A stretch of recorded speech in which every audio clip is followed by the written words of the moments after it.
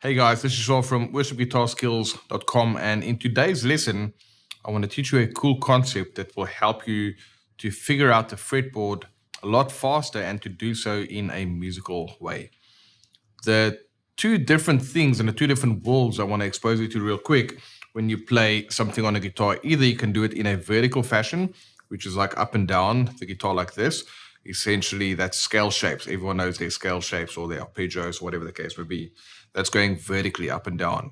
But you can play that exact same scale horizontally across the guitar neck like this. So for example, I could play A minor pentatonic like this, but I can also play it on one string. All right, and those are two very different approaches to playing melodies on the guitar. One is a vertical approach, and the other one is a horizontal approach.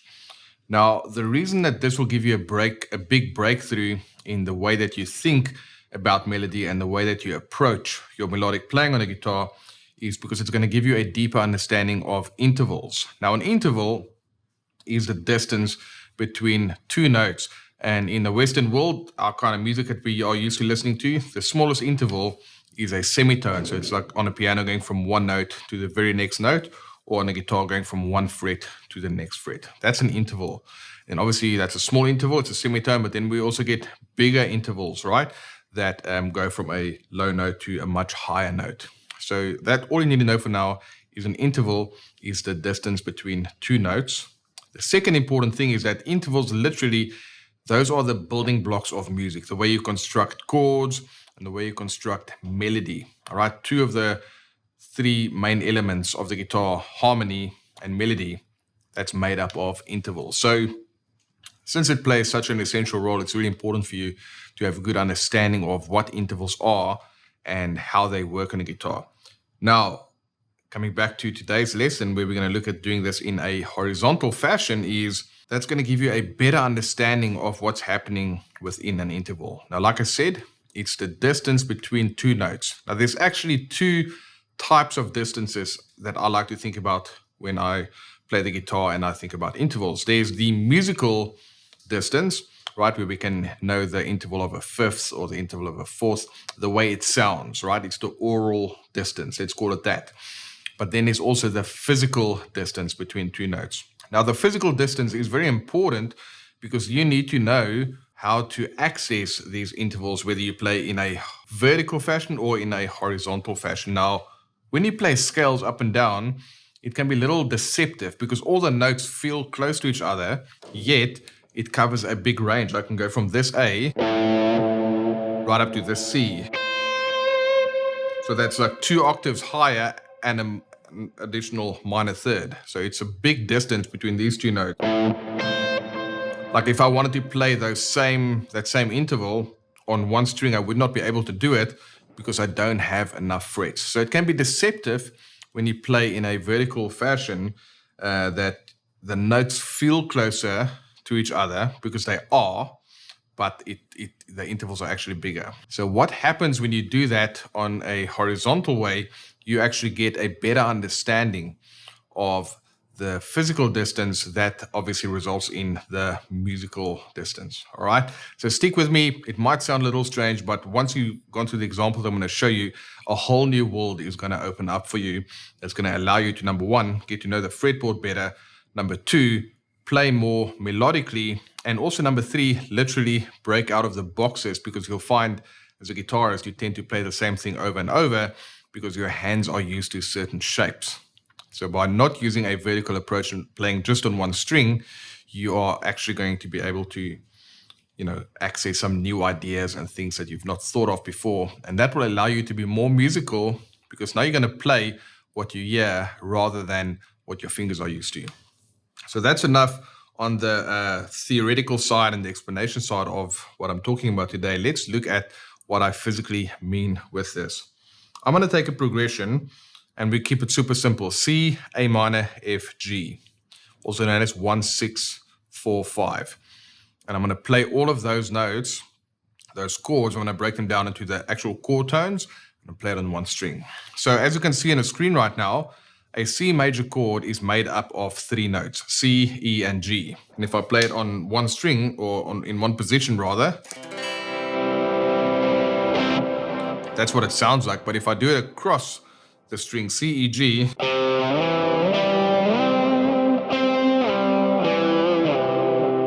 now you can see it looks totally different. But those are my 3 notes for C. Then I have A minor, which is A, C, E. And then I have F, which is F, A, C. And I have G, which is G, B, D. But what I'm going to do, instead of playing across the whole neck, when I play C, I'm going to play it like this, C, E, G. Then when I play A minor, I'm going to start on the C, and I'm going to play C, E, A. When I play F, I'm going to play C, F, A. And when I play G, I'm going to play B, D, G. Okay, so what have I done now? I've taken those 4 chords and I've played the individual notes on one string between the let's call it the 2nd to the 12th fret. I'm going to add a rhythm to this right now, and by literally just playing these single notes, you will actually hear the chord progression, the 1, 6, 4, 5. And afterwards, I'll show you the rhythm, show you some of the cool muting techniques, and then I'm going to show you ways in which you can go ahead and apply this concept in your own playing. All right, so let's check it out. C, A minor, F, G, playing only notes on the A string, across the A string between the 2nd and 12th frets.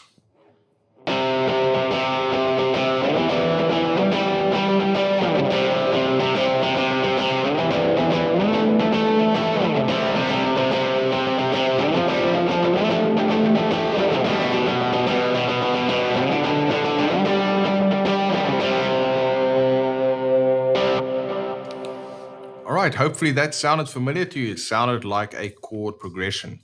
And what's cool about that is you actually get the sense of what the notes that make up a C major chord when I play them across the guitar like this. You can physically see the distance from the root to the major third and the major third to the 5th.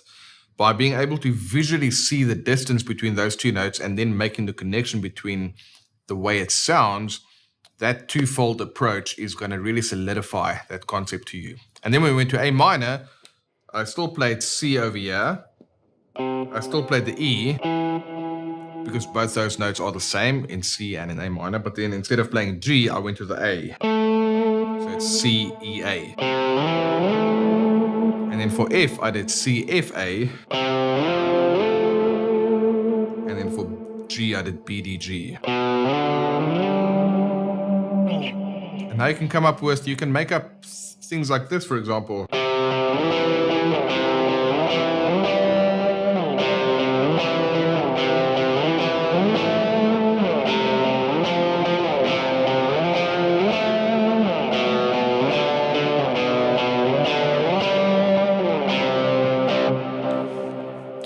It's literally just there for you to map out what those notes would look like across these 3 different strings. Now, I think I've got a loop programmed here. Let's have a look.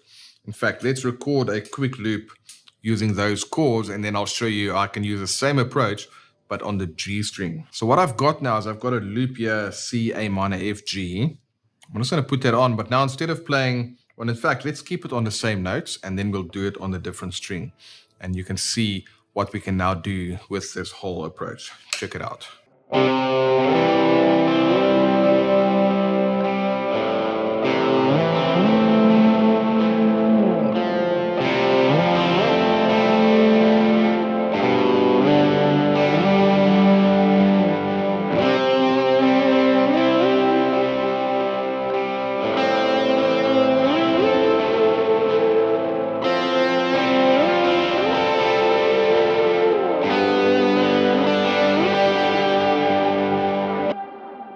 So all I'm doing is I'm outlining those chords on a horizontal, using a horizontal approach across one string.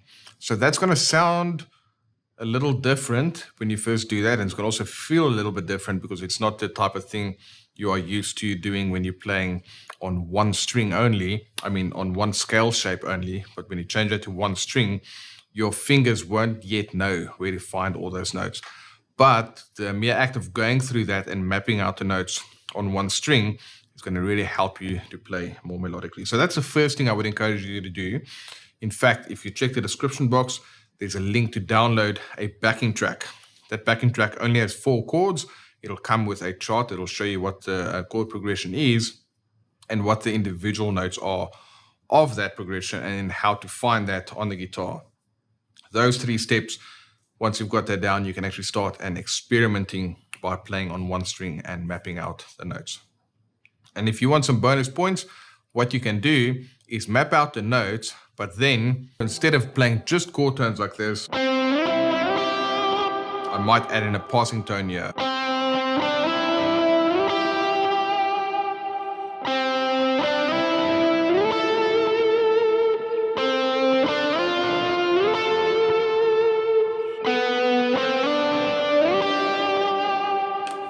And those passing tones will come from the actual scale.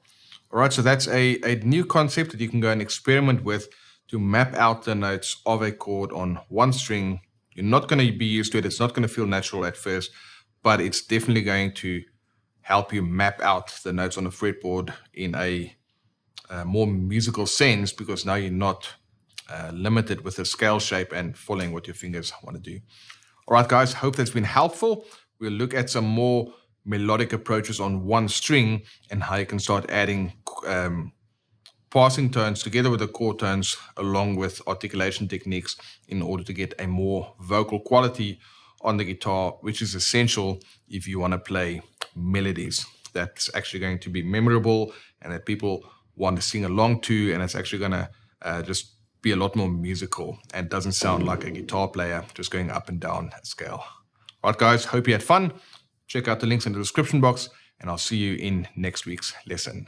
All right, I really hope you enjoyed this video where we looked at ways in which you can play more melodically on the guitar by making use of your mental understanding, your oral ability by hearing music and melodic ideas, and then the physical ability of actually mapping out the notes on the guitar. Now, this is all just the start of a whole wonderful journey, and if you'd like to dig deeper and learn more about how you can compose these different kinds of parts, as well as get access to the backing track that I used in this example, well, we've got a 7-day worship guitar skills challenge, which you can sign up for free. The link is in the description box. When you sign up for the 7-day challenge, you will learn 15 different kinds of guitar parts, making use of these chord tones in a musical and melodic fashion. And that's going to help you really map out the notes on the guitar so you can play with more passion, power, and precision, all those kind of good things that you hear all of your favorite guitarists do. So that's all covered in the 7-day guitar challenge. You'll get tablature, you'll get a backing track, and you'll also get access to my personal email address. So if you've got any questions, you can just fire off an email, and then I will go ahead and address that in future videos.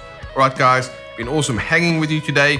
Make sure you sign up for the 7-day guitar challenge so we can go ahead and dig deeper into this wonderful journey of becoming a better guitarist.